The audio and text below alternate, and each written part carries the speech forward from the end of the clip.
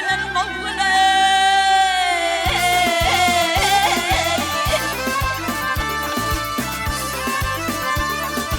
Ağabey bildiğiniz dağıtan başımni Allah'ım dilemin gün hoşumni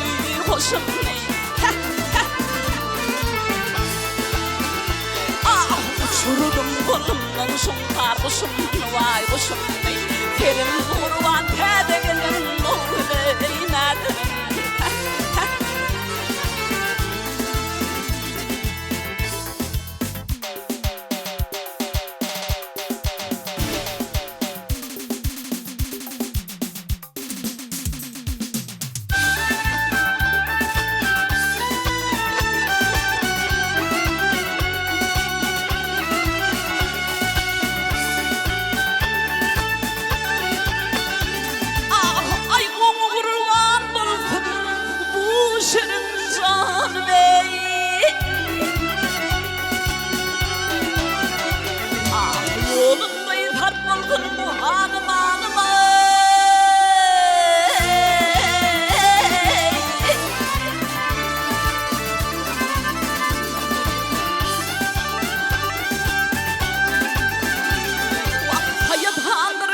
Benim imanım,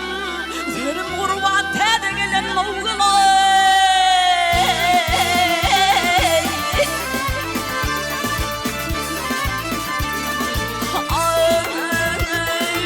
İmradir der divanı buldum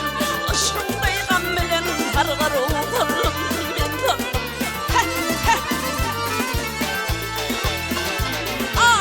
Hırgıranım bunu del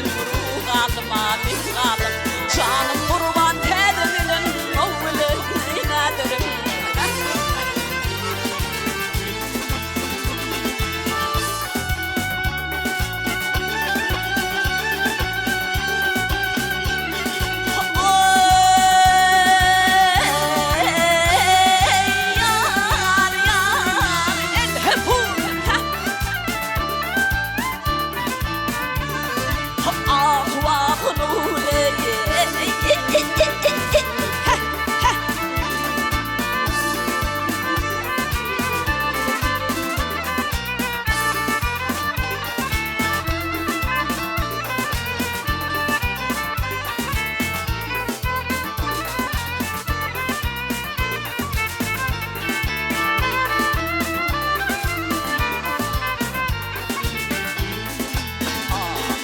Hırgıranım bulu del maru kalma misalim Benim kurban tede gelen oğle inaderim